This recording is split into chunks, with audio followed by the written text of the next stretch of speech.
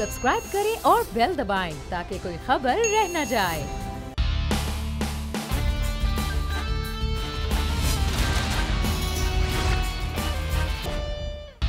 अस्सलाम वालेकुम नाज़रीन, प्रोग्राम द स्पेशल रिपोर्ट के साथ मैं हूं मोहम्मद कामरान। आज प्रोग्राम के पहले हिस्से में बात करेंगे मेगा करप्शन स्कैंडल की। रिंग रोड मंसूबे के हवाले से बात करेंगे जिस पर चेयरमैन नैब की जानिब से नोटिस भी ले लिया गया है और नैब रावलपिंडी को तहकीकात का इस हवाले से हुक्म भी उनकी जानिब से दे दिया गया है। DG Rawalpindi development authority Abdul Sattar साहब को ओहदे से हटा दिया गया है। जुल्फी बुखारी जो कि मुआविन खुसूसी हैं वजीर आजम के, उन्होंने इसी बेसिस पर अपना नाम आने पर अपने ओहदे से इस्तीफा दे दिया है। और विफाकी वजीर गुलाम सरवर की बात की जाए तो उन्होंने अपने आप को सफाइयां पेश करने की कोशिश की और लाताल्लुकी का इजहार किया इस स्कैंडल से। ताहम अता तारड़ जो कि पाकिस्तान मुस्लिम लीग नून के रहनुमा हैं, उन्होंने गुलाम सरवर साहब के भी इस्तीफे का मुतालबा किया है। दूसरी जानिब अगर बात की जाए साबिक वजीर आजम शाहिद खाकान अब्बासी की, तो उनका कहना है इस हवाले से कि असल मुजरिमान को बचाने की कोशिश की जा रही है और हुकूमत गई तो वज़रा पहली फ्लाइट से मुल्क से बाहर भागेंगे।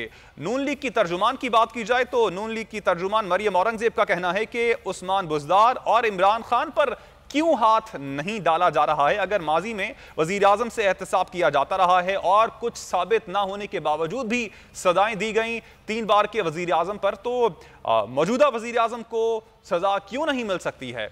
बहुत बड़ी बात की गई है मरियम औरंगजेब की जानिब से। ताहम विफाकी वजीर इत्तलात की जानिब से ये मौक़िफ़ अपनाया गया है कि अभी तक किसी वजीर पर, किसी मुशीर पर कुछ साबित नहीं हुआ है, मतलब वो अभी तक क्लीन चिट ही देते हैं। साथ साथ प्रोग्राम में पाकिस्तान मुस्लिम लीग नून के सदर शहबाज शरीफ के हवाले से भी बात करेंगे जो कि मुल्क से बाहर नहीं जा सके हैं। हुकूमत उनको मुल्क से बाहर क्यों नहीं जाने देना चाह रही है, इस हवाले से बात करेंगे। कुछ लोगों का ख्याल है कि हुकूमत इसलिए भी नहीं जाने देना चाह रही है शहबाज शरीफ को कि मुस्लिम लीग नून के अंदर 2 बयानिए वो चाह रहे हैं कि वो ज़रूर रहें। एक जानिब मरियम नवाज़ हों, दूसरी जानिब शहबाज शरीफ हों, तो इसकी वजह से हुकूमत को फ़ायदा होगा। इस हवाले से ही बात करेंगे। हमारे साथ मौजूद हैं एडिटर इन चीफ हैं बोल टेलीविजन के नज़ीर लगारी साहब, बहुत शुक्रिया नज़ीर लगारी साहब आपके वक्त का। राना अरशद साहब पाकिस्तान मुस्लिम लीग नून के रहनुमा हमारे साथ मौजूद हैं, बहुत शुक्रिया राना अरशद साहब आपके वक्त का। कुछ ही देर में अहमद जवाद साहब भी हमारे साथ मौजूद होंगे, पाकिस्तान तहरीक इंसाफ की नुमाइंदगी करेंगे। राना अरशद साहब आपसे गुफ्तगू का आगाज़ करना चाहूँगा। यूजुअली हमने यही देखा है कि हुकूमतें जाती हैं तब उनके स्कैंडल्स सामने आते हैं, तो इस हवाले से पाकिस्तान तहरीक इंसाफ की तारीफ तो बनती है ना कि खुद से एहतसाब कर रही है और अगर उनके किसी वजीर, मुशीर, मुआविन खुसूसी का नाम आता है तो उनके खिलाफ भी तहकीकात होती हैं। बिस्मिल्लाहिर्रहमानिर्रहीम। कामरान साहब, मैं आपका शुक्रिया अदा करता हूँ। आपके टीवी चैनल को मैं ये क्रेडिट देता हूँ कि वो हमेशा कौमी इश्यूज़ पर बात करने का मौका देते हैं। और जो आपने अपने इंटरव्यू में कहा, माशाल्लाह आप खुद बड़ी फहम फरास्त रखते हैं, लेकिन इस पॉइंट पे मैं मुतफिक नहीं हूँ कि जो स्कैंडल हैं वो हुकूमत के बाद आते हैं। नहीं, ये हुकूमत ऐसी नलायकों की हुकूमत है कि इनके आने से पहले स्कैंडल मौजूद थे। 2014 से फॉरेन फंडिंग केस मौजूद था और एक अच्छा अदारा है शौकत खानम, जिसको आप और हम सब ने मिलकर बनाया था और 1989 में 70 करोड़ लगा था, तो 50 करोड़ मियाँ नवाज शरीफ साहब के वालिद मियाँ शरीफ साहब ने वहाँ पर डोनेट किया था। उस पर हमें कोई नंबर गेन करने की ज़रूरत नहीं, लेकिन उसके बोर्ड ऑफ डायरेक्टर्स के जो फंड थे वो यूएई में इस्तेमाल होते रहे, उसका भी जिक्र आता रहा, लेकिन किसी ने ऊँग भी ना ली। और फिर जो अलीमा बीबी 2004 से 2018 तक अरबों रुपए की प्रॉपर्टी न्यू जर्सी में, जो यहाँ से पैसा मनी लॉन्ड्रिंग होके जाता है और उसका जिक्र नहीं किया जाता, इसलिए मैं अर्ज करना चाहता हूँ कि ये तो रंगे हाथों बार बार पकड़े गए।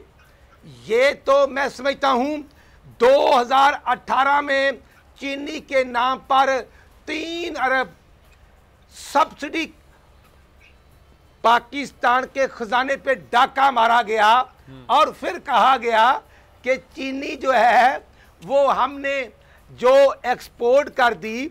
मैं शबाशी साहब के साथ कैबिनेट मेंबर था। जब भी सब्सिडी दी जाती है, वो चीनी हो, एनी हो, कोई भी एटम्स हो, एक तो होता है कि उसकी शॉर्टेज नहीं होती, दूसरा आता है उसका रेट नहीं बढ़ता। सर, इन सब स्कैंडल्स की ऑपोजिशन बात तो जरूर करती है, लेकिन अमली तौर पर कुछ करती हुई दिखाई नहीं देती है। आप भी वोट को इज्जत दो का बयानिया सामने लेकर आए, आवाम को इज्जत दो, आवाम की मुश्किलात को हल करो का बयानिया आपका भी नहीं था, और फिर ऑपोजिशन आपस में ही लड़ रही है, तो आवाम करे तो करे, क्या करे। यानी हमारे साथ ही मौजूद रहेगा राना साहब। अहमद जवाद साहब को भी शामिल गुफ्तगू करना चाहूंगा।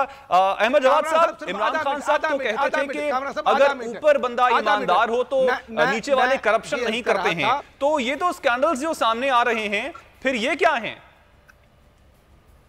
जी मुदफ्फर साहब, ये राना अरशद साहब शायद वो बोलना जो है ना, कामरा साहब मुझसे किया है, उससे काफी बात समझ नहीं आती आपकी। नहीं राना साहब, ये जवाद साहब से किया, लेकिन मैं राना अरशद साहब की बात का मैं जवाब दे सकता हूँ। देखिए, राना अरशद साहब ने तो बस जिसे कहते हैं ना कि हवा में चीजें छोड़नी शुरू कर दी। फॉरेन फंडिंग केस तो 2015 में था, जब नवाज शरीफ की गवर्नमेंट थी, तो आप फैसला कर लेते उसका, किसी ने रोका था आपको? और जहां तक आज स्टेटस है फॉरेन फंडिंग का, तो पीटीआई की तरफ से तो तमाम डाटा जो है प्रोवाइड कर दिया गया है, लेकिन पीपल्स पार्टी और नून लीग की तरफ से आज की तारीख तक इलेक्शन कमीशन ने जो डाटा मांगा है उनसे, वो उन्होंने प्रोवाइड नहीं किया। तो ये तो फॉरेन फंडिंग के केस के हवाले से मैं जरा इनको क्लियर कर दूं। अलीमा खान का जिक्र कर रहे हैं, ये भी नवाज शरीफ की गवर्नमेंट के दौरान एक इन्वेस्टिगेशन हुई थी। सुप्रीम कोर्ट से एक फ्लैट के टैक्स एवेजन के हवाले से उनको टैक्स पे करने की हिदायत दी गई थी और केस क्लोज हो गया था। सुप्रीम कोर्ट में ये केस डिस्पोजल इसका हुआ। इस पे इनको क्या एतराज है? सुप्रीम कोर्ट के फैसले पे एतराज है, या ये कि जब ये इनकी 5 साल की हुकूमत थी तो इनको कुछ नजर नहीं आ रहा था उस वक्त, तो अब हवा में छोड़ने का क्या फायदा चीजों को? तो ऐसे ही उल्टे सीधे इल्जामात लगाने। रिंग रोड की भी बात कर लेते हैं। देखिए, रिंग रोड के हवाले से बड़ा शोर शराबा मचा हुआ है, लेकिन मैं आपको आज एक ऐसी हकीकत बताता हूँ। आपको अगर याद हो कि जब लाहौर और पिंडी के दरमियान, इस्लामाबाद के दरमियान मोटरवे बन रही थी, तो जीटी रोड जिसका फासला 280 किलोमीटर था और है, और मोटरवे जिसका फासला 385 किलोमीटर हो गया। दो शहरों के दरमियान डिस्टेंस एक मोटरवे बनी और 100 किलोमीटर से भी ज्यादा हो गया। और उस वक्त क्या हुआ था कि उस वक्त चौधरी निसार, मलक नईम खुशहाब वाले, जनरल मजीद चतराल वाले जो पीएमएलएन के, उन्होंने अपनी अपने हलकों को कनेक्ट करने के लिए उस रोड में इतनी तब्दीलियां की कि उस वक्त 100 किलोमीटर डिस्टेंस बढ़ गया।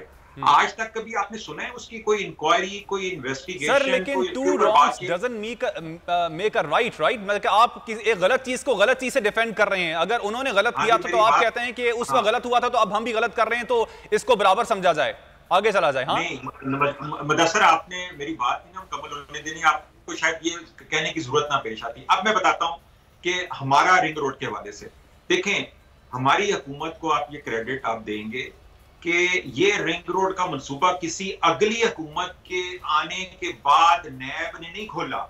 ये इसी हुकूमत ने प्राइम मिनिस्टर के इंस्ट्रक्शंस के ऊपर इसको खोला, और इसके अंदर जो भी इरेगुलरिटीज पाई गई, उसकी बुनियाद के ऊपर जिम्मेदार लोगों का नाम आया, उस पर तफ्तीश हो रही है, उस पर नैब भी करने लगा है, गवर्नमेंट भी उसके ऊपर इन्वेस्टिगेशन कर रही है। ये किसी आने वाली या फ्यूचर की गवर्नमेंट ने नहीं किया, ये हमारी हुकूमत ने प्राइम मिनिस्टर के कहने के ऊपर, जुल्फिकार बुखारी ने ये ओहदे से इस्तीफा दिया कि जब तक गैर जानिबदाराना इंक्वायरी मुकम्मल नहीं हो जाती और वो इन इल्जामात से बरी नहीं हो जाते, ये नॉट कम बैक। ये ट्रेंड तो स्पीकर की हुकूमतें दी है, इसलिए मैंने मोटरवे का जिक्र किया। मैंने इसलिए जिक्र नहीं किया क्योंकि वो गलत हुआ था तो ये भी गलत होगा, मैंने इसलिए जिक्र किया है कि वो जब हुआ था उसका जिक्र भी नहीं कहीं पे हुआ। तो जवाद साहब, आप समझते हैं कि अब जिन जिन के नाम आ रहे हैं, ये जो हुकूमती रिपोर्ट पहले आ चुकी है, उनमें जिन जिन के नाम हैं, उनका नाम भी ईसीएल में डाला जाना चाहिए? देखिए, ईसीएल में जो भी नाम डालने होते हैं उसका जाहिर एक तरीकाकार होता है। एफआईए इन्वेस्टिगेशन करता है, नैब इन्वेस्टिगेशन करता है, जो भी अदारा करता है, और जिन अशखास के हवाले से उनको एक कंक्रीट एविडेंस उनके पास होता है कि इनके मुल्क के बाहर जाने पर पाबंदी होनी चाहिए, इससे ईसीएल में नाम होना चाहिए तो वो नाम आ जाएंगे नाम। अभी तो ये है कि पहली एक स्टेज है कि सर हुकूमती जो रिपोर्ट आई है ना, मैं उसकी बात कर रहा हूं, उनमें जिन जिन लोगों के नाम हैं, क्या उनके नाम ईसीएल में डालने चाहिए आपकी नजर में? देखिए, ईसीएल एक कानूनी मसला है और उसको टॉक शो में नहीं हल किया जा सकता। मतलब कि आप समझ रहे हैं कि फिलहाल नहीं था। ठीक है, आपका पॉइंट आ गया। अच्छा लगारी साहब, अब इस करंट सिचुएशन को आप कैसे देखते हैं? सामने नाम भी आ रहे हैं, रिपोर्ट भी हुकूमत की जानिब से सामने आ चुकी है, आप इसको कैसे देखते हैं? क्या ये नून लीग का जो मौकिफ है वो तो ये कहना चाह रहे हैं कि क्लीन चिट देने की कोशिश की जा रही है, इसलिए ये रिपोर्ट मंजर आम पर आई है? नहीं, क्लीन चिट तो हो भी नहीं सकेगी। ऐसा नहीं है कि ये केस जो है वो ख़त्म हो जाएगा या केस चल नहीं सकेगा। ये आगे बड़े पाकिस्तान के बड़े स्कैंडल्स में एक स्कैंडल के तौर पर ये मौजूद रहेगा और मेरे ख्याल में आगे चलकर इसका हल भी आएगा सामने कि किस तरह से हुआ है और किस तरह से उसका नक्शा बना, किस तरह से PC1 बना, किस तरह से PC2 बना, किस तरह से ये सारे के सारे लोग उसमें इन्वॉल्व थे। पंजाब काबीना ने इस पर क्या फैसला किया, वफाक ने क्या फैसला किया, कौन कौन किस किस को फायदा पहुंच। तो वजीर आजम साहब और अगर उस्मान बुज़दार साहब का नाम आता है तो इसके बावजूद हुआ, क्योंकि वो अता तारड़ साहब तो कह रहे थे कि हमारे पास उस मीटिंग के मिनट्स मौजूद हैं जिसमें कहा गया, वजीर आजम ने खुद कहा कि 1 किलोमीटर इस तरह आगे बढ़ाएं, तो 1 किलोमीटर की बात तो उनकी जानिब से भी की जा चुकी है। तो वजीर आजम का खुद भी नाम आएगा और वजीर आला उस्मान बुज़दार का नाम आएगा, तो तब भी चीजें ऐसी ही होंगी जैसे आप कह रहे हैं? बिल्कुल इसमें ऐसे ही होगा और ज्यादा सख्त होगा। मैं फिर अर्ज करता हूँ अच्छा कि पेट्रोल का स्कैंडल हुआ, मिनिस्टर को निकाल दिया गया, आगे कुछ नहीं हुआ और कहा गया जनाब नदीम बाबर साहब को कि आप इस्तीफा दें और छुट्टी करें और घर जाएं। अच्छा, पहले उससे पहले जो है वो पाकिस्तान के अवाम को 21 अरब रुपए का नुकसान पहुंच चुका था एक ही रात में, और उसके बाद जो नुकसान है वो तो चल ही रहा है। फिर चीनी का स्कैंडल हुआ, फिर खुद हुकूमत ने तहकीकात की, फिर हुकूमत ने कहा हम शाये कर रहे हैं, फिर हुकूमत के लोगों के नाम थे, फिर वज़रा के नाम थे और ज़्यादा बड़ी मुनाफा बख्श वजारतें या जहाँ क्लैश ऑफ इंटरेस्ट होता है अगर वहाँ ही वजारतें दी जाती हैं। अब अगर वो टाटा और बल्ला और अंबानी और मित्तल जो हैं वो अगर हुकूमत संभालने, एक वज़ीर आज़म बन जाए, एक जो है वो वज़ीर ख़जाना बन जाए, एक वज़ीर पैदावार बन जाए, एक वज़ीर तिजारत बन जाए, तो इंडिया तो फिर हो गया उसका काम, तो फिर कोई मसला नहीं है।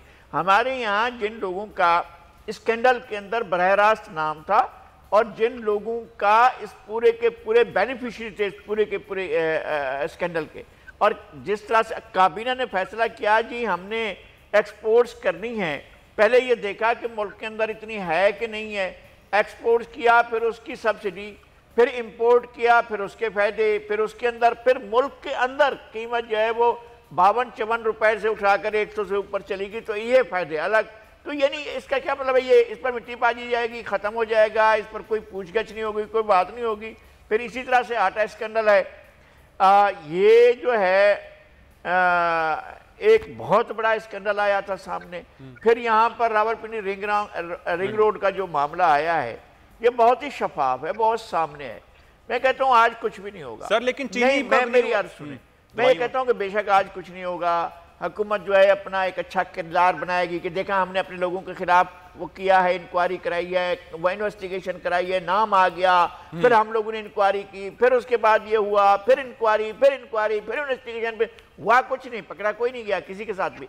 लेकिन जब कभी भी कोई और हुकूमत आती है, वो चाहे किसी की भी होगी, तो वो इन सवालों को तो उठा कर लेगी ना, इन पर तो वो सबसे पहले जाएगी कि जनाब इनका तो होना चाहिए हिसाब किताब के, ये इतने बड़े स्कैंडल सामने आए। तो फिर बुनियादी काम इन्होंने खुद कर लिया है, ये फाइलें उन्होंने खुद ही तैयार कर ली हैं, इन्होंने रिपोर्टें छाप ली, सबके पास रखी हुई हैं, आपके पास भी हैं, हमारे पास भी हैं, रिपोर्टें मौजूद हैं।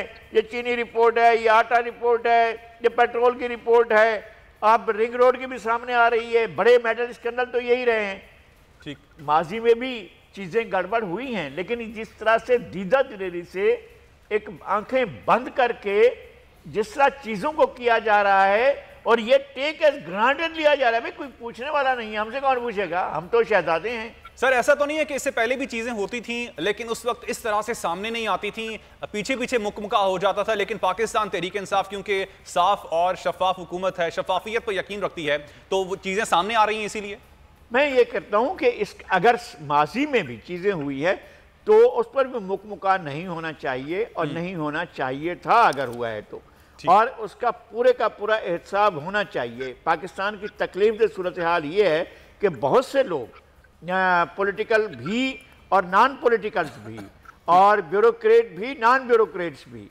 और बड़े बड़े तरहदार और तुरे वाले भी और बगैर तुरे वाले भी, सबका अगर हिसाब किताब हो तो सबको सामने लाया जाए और सबका हिसाब होना चाहिए। ठीक है, पॉइंट आ गया। होगा क्या, ये 4 साल में हुआ क्या है? ये सजाएं जो हो चुकी थी तो इनके अपने दौर में हो चुकी थी, सारा काम भी हो चुका था। इन्होंने आकर किसको पकड़ा, किसको सजा दिलाई, किसका कोई वो हुआ, ट्रायल को इस तरह से हुआ है कि जनाब देखें हमने ये सबूत के साथ ट्रायल किया है और इसको हमने सजा दिला दी। अभी तक तो वो सर जेल ही भेजे जा रहे हैं, एक के बाद दूसरे, दूसरे के बाद तीसरे। ठीक, पॉइंट आ गया आपका। मैं चाहूंगा कि आप कुछ शहबाज शरीफ के हवाले से भी बात कर लें, उनका नाम ECL पे डाल दिया जा चुका है। राना अरशद साहब, क्या कहेंगे आप? अब हुकूमत की जानिब से इतनी तो आप उनको स्पेस देना कि नवाज शरीफ साहब को जब उन्होंने बाहर जाने दिया तो गारंटर थे शहबाज शरीफ साहब, और अब अगर गारंटर साहब भी बाहर चले जाएंगे तो फिर नवाज शरीफ साहब को कैसे वो वापस लाने की उम्मीद जो होगी वो भी खत्म हो जाएगी। अब जब बात की जाती है नवाज शरीफ साहब की मुल्क वापसी के हवाले से, तब आप ही की पार्टी के लोग ये कहते हैं कि उनकी जो जान है वो ज्यादा अजीज है और अदालतों से हमें इंसाफ मिलने की तवक्को नहीं है। शहबाज शरीफ भी चले जाते हैं, तब अगर वो यही बात करेंगे तो फिर हुकूमत तो फिर हक बजानिब है ECL में नाम डालने पर उनका। कामरान साहब, गुजारे ये है, एक अपोजिशन लीडर होता है और एक मैं समझता हूँ प्राइम मिनिस्टर होते हैं, दोनों का आपके आइन में रोल डिफाइन है। ये कैसा स्पोर्ट्समैन है जो कहता है कि मैं क्रिकेट खेलूंगा तो भाई फील्डिंग करने वाला भी कोई ना हो, मैं चौके छिक्के लगाऊं, और अगर मैं 1-2 भी खेलूं तो उसको चौका या छिक्का ही डिक्लेयर किया जाए। ये मैं समझता हूं कि अवाम अब इन चीज़ों को देख देख कर इनकी ये अली बाबा 40 चोरों के स्कैंडल एक्सपोज हो चुके हैं। मेरे भाई, ये हमारा पुराना टिकट होल्डर बुजदार था, मेरे साथ बिल्कुल इंटरव्यू देने आया था, 2013-18 में टिकट लेके गया था, फिर इलेक्शन हार गया DG खान से। अब वो फर्स्ट टाइम MPA बनता है, वो एक होटल को लाहौर में शराब का लाइसेंस जारी करते हैं तो 5 करोड़ की वहाँ पर करप्शन पैसे लिए गए, नैब ने तलब किया, फिर बादशाह सलामत ने कहा कि ये तो मैंने चीफ मिनिस्टर भर्ती किया, इसको ना बुलाएं, इसको नैब ऑफिस नहीं बुलाना। फिर आटा स्कैंडल, वो हमारा पुराना एक टिकट होल्डर हमारा था समीला चौधरी, मिनिस्टर फारग हो गया, और जिसने सब्सिडी दी चीफ मिनिस्टर, उसको किसी ने नहीं पूछा। इसलिए मैं अर्ज करना चाहता हूं कि ये रिंग रोड, ये अरबों रुपए की करप्शन, इसमें डायरेक्ट इमरान खान नियाजी साहब और उस्मान बुजदार इन्वॉल्व हैं। भाई जुल्फी बुखारी साहब को तो जब हुक्म मिलता है बैठ जाओ, वो बैठ जाते हैं। गुलाम सरवर साहब को कहा जाता है कि आप साइड पे हो, जो वो साइड पे हो जाते हैं। इसलिए हमारा ये डिमांड है कि जनाब इमरान खान नियाजी साहब जिम्मेदार हैं, नैब को टेकअप करना चाहिए। यहाँ पर बात हुई, शहबाज साहब चीफ मिनिस्टर थे, भाई जब लाहौर मेट्रो बस हमने मुकम्मल की तो नैब ने इसको टेकअप कर लिया। शहबाज साहब बतौर चीफ मिनिस्टर पेश होते थे। अहद चीमा साहब जो प्रोजेक्ट के हेड थे, उनको गिरफ्तार कर लिया गया था, हमारी गवर्नमेंट थी वो। मेरे भाई, हमारी गवर्नमेंट में होते हुए सानिया मॉडल टाउन की FIR मियां नवाज साहब पर दर्ज होती है, और फिर मियां नवाज साहब बतौर प्राइम मिनिस्टर नैब कोर्ट और नैब FIA में इन्वेस्टिगेशन के लिए पेश होते रहे। यहाँ ही बादशाह सलामत है, ना नैब हेलीकॉप्टर केस में तलब हो सकते हैं, ना परवेज खटर जो है वो मालम जब्बे में पेश हो सकते हैं, ना खुसरू बख्तियार नैब जो गुनाहगार या इंक्वायरी इनके खिलाफ होती है मुल्तान में, तो वो इंक्वायरी तब्दील कर ली जाती है। बिलियन ट्रीज का ऑनरेबल कोर्ट ने कहा कि वो अरबों रुपए, जो 16 या 14 अरब रुपए का डाका मारा गया, वो बिलियन ट्रीज कहाँ पे है, किसी ने नहीं जवाब दिया। और नैब को तो याद नहीं आता, वो जो आपका BRT पेशावर है, जो 22 अरब का मनसूबा था तो वो 120 सर वो नैब इस्लाहात के हवाले से बात की गई थी आप लोगों से भी, लेकिन उस वक्त आप लोग भी बड़ी खुशी से नैब को इस्तेमाल कर रहे थे। हमारे साथ ही मौजूद रहिएगा राना अरशद साहब। मैं चाहूंगा कि असल में बस टाइम कम है, अहमद जवाद साहब को भी शामिल गुफ्तगू करना चाहूंगा। अहमद जवाद साहब, क्यों नहीं आप चाह रहे कि शहबाज शरीफ मुल्क से बाहर जाएं? उनको बीमारी है, बीमारी का इलाज करवा के वापस आ जाएंगे, ऐसी भी क्या बात है? अगर वो वहां पे रुकते हैं तो इसका भी नुकसान तो सियासी तौर पर पाकिस्तान मुस्लिम लीग नून को ही होगा ना।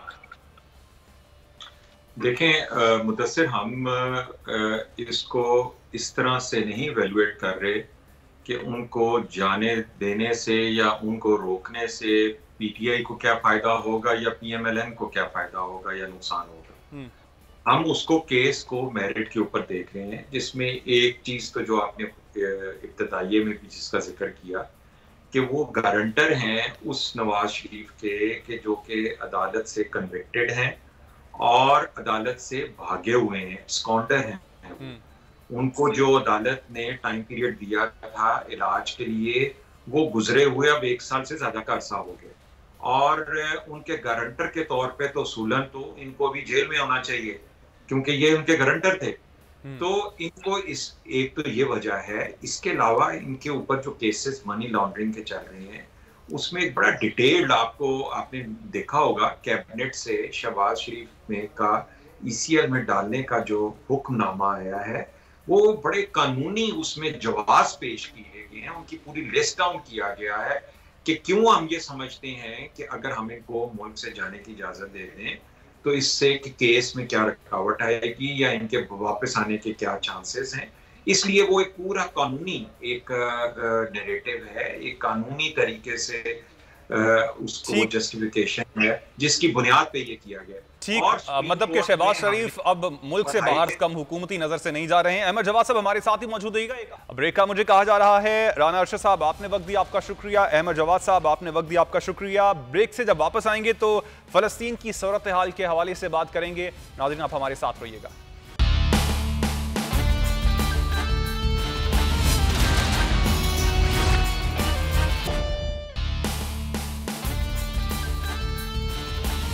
फ़लस्तीन लहू लुहान है, किबला अव्वल, हमारा तीसरा मुक़द्दस तरीन मकाम जिसकी हुर्मत हमें हमारी जानों से, हमारे बच्चों से, सब चीज़ से हम पर हमें वो ज़्यादा अजीज़ है, उसकी बेहुरमती की जा रही है। वो एक बात मुझे याद आ रही है, शेख अहमद यासीन की जानिब से कहा गया था कि हम छोटे थे तो हम समझते थे कि यहूद जो हैं वो गज़ा पर काबिज़ हैं। जब बड़े हुए तो हमें पता चला कि यहूद पूरे अरब पर काबिज़ हैं सिवाय गज़ा के। अभी तक ये कब्ज़ा जारी है और फ़लस्तीन वहाँ पर खून दे रहे हैं अपना। वहाँ का एक बच्चा था, उसने एक प्ले कार्ड पे लिखा था कि हम दिन में 6 नमाज़ें पढ़ते हैं, फजर, ज़ोहर, असर, मगरिब, इशा और नमाज जनाजा। एक फ़लस्तीनी माँ थी, उसकी जानिब से कहा गया कि रात को मैं अपने बच्चों के साथ सोती हूँ कि खुदा न खास्ता अगर हमारे घर पर हमला हो और घर हमारा गिर जाए तो हम साथ मरें और मुझे मेरी जो रूह है उसको कम से कम सुकून रहे कि मेरे बच्चे जो हैं उनको पालने वाला कोई नहीं होगा। बहुत बुरे हालात हैं गज़ा के, फ़लस्तीन के, इसराइली बर्बरियत का सिलसिला जारी है। एक वीडियो हमारे पास मौजूद है, फ़लस्तीन की एक बेबस बच्ची की वो वीडियो है, वो आपको दिखाते हैं। ये फ़लस्तीन की बेबस बच्ची है, बहुत कुछ कहना चाह रही है। 10 साल की बच्ची है, कहती है मैं डॉक्टर बनना चाहती हूँ, इंजीनियर बनना चाहती हूँ, कुछ भी बनना चाहती हूँ, लेकिन मैं क्या करूँ। घर दिखाती है अपना, सब कुछ लुट चुका है, करे तो वो करे क्या करे। आप सिर्फ सोचें कि यहाँ पर आप भी मौजूद हो सकते हैं, आपके बच्चे भी मौजूद हो सकते हैं। और ये तमाम इस वक्त ये वीडियो जितने ममालिक जो कुछ कर सकते हैं इस हवाले से, उनके लिए पैगाम है कि यहाँ पर वो भी हो सकते हैं और उनकी बारी भी आएगी।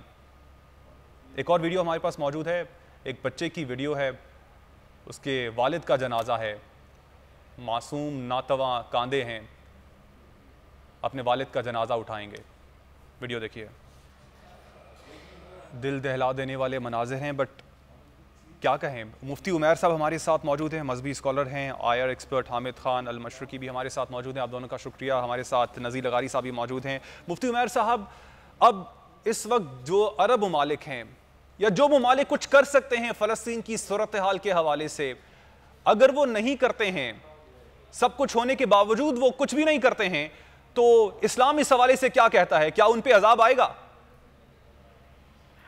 बिस्मिल्लाहिर्रहमानिर्रहीम।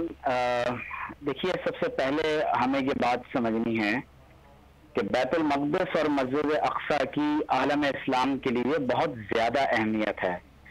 सिर्फ सियासी, माशी, दिफाई और जोग्राफियाई एतबार से ही नहीं, बल्कि असलन कुरान और सुन्नत का जब हम मुताला करते हैं तो हम पर यह बात वाज़ेह कर दी गई है कि अल्लाह तबारक व तआला ने खाना काबा, मस्जिद नबवी के बाद जिस मकाम को हमारे लिए मुक़द्दस तरीन मुक़र्रर किया है, वो मकाम मस्जिद अक़सा और बैतुल मक़दिस का है। जो सवाल किया है, हदीस शरीफ में है कि आप सल्लल्लाहु अलैहि वसल्लम ने इरशाद फरमाया कि क़ुर्ब क़यामत में अतराफ़ व अकनाफ़ आलम से मेरी उम्मत पर फ़ौजें हमला आवर होंगी। आप सल्लल्लाहु अलैहि वसल्लम ने इरशाद फरमाया कि उस ज़माने में दुश्मनान इस्लाम मुसलमानों को तबाह व बर्बाद करने के लिए इस तरह से एक दूसरे को दावत देंगे जैसे भूखे लोग एक दूसरे को दस्तरखान पर दावत देते हैं। तो सहाबा किराम ने पूछा, या रसूलल्लाह सल्लल्लाहु अलैहि वसल्लम, क्या हम उन दिनों में कम तादाद में होंगे? फरमाया कि नहीं, तुम्हारी तादाद बहुत ज्यादा होगी। तुम समंदरों के झाग की तरह से आप देख लीजिए कि 1.5 अरब से जायद की तादाद में दुनिया में मुसलमान मौजूद हैं। 50 से जायद मुस्लिम ममालिक और रियासतें पाई जाती हैं, और हमारे यहाँ तकरीबन 60 लाख से लेकर 1 करोड़ तक रेगुलर और इर्रेगुलर ट्रुप्स हमारे यहाँ मौजूद हैं। लेकिन उसके बावजूद हमें कश्मीर के लिए, फिलिस्तीन, अफगानिस्तान और इराक के लिए, बर्मा के लिए अमली कोई इकदाम होता हुआ दिखाई नहीं देता।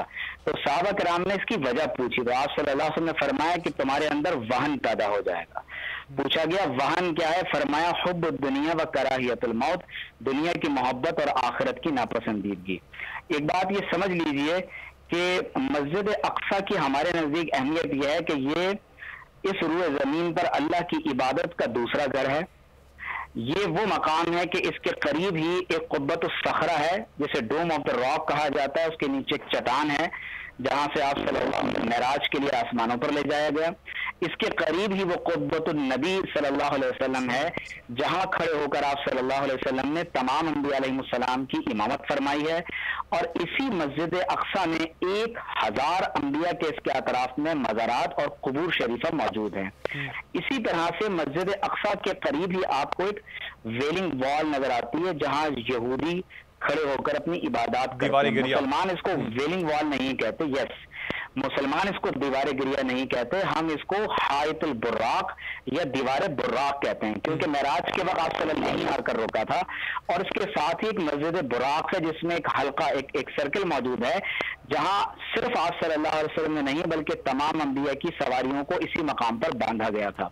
तो अगर मैं आपके सवाल के जवाब को कंक्लूड करूं तो मैं यूं कहूंगा कि असल जरूरत इस बात की है कि बहैसियत मुस्लिम उम्मा अपनी अहमियत को, अपने मुकद्दस मकामात की अहमियत को जाने, और अगर अपने आप को पहचानने की जरूरत है। मुफ्ती उमैर साहब हम मौजूद रहिएगा। नाज़रीन, उम्मीद करते हैं कि आज का प्रोग्राम आपको पसंद आया होगा। मुझे मोहम्मद कामरान को दीजिएगा इजाजत। अल्लाह ने के बाद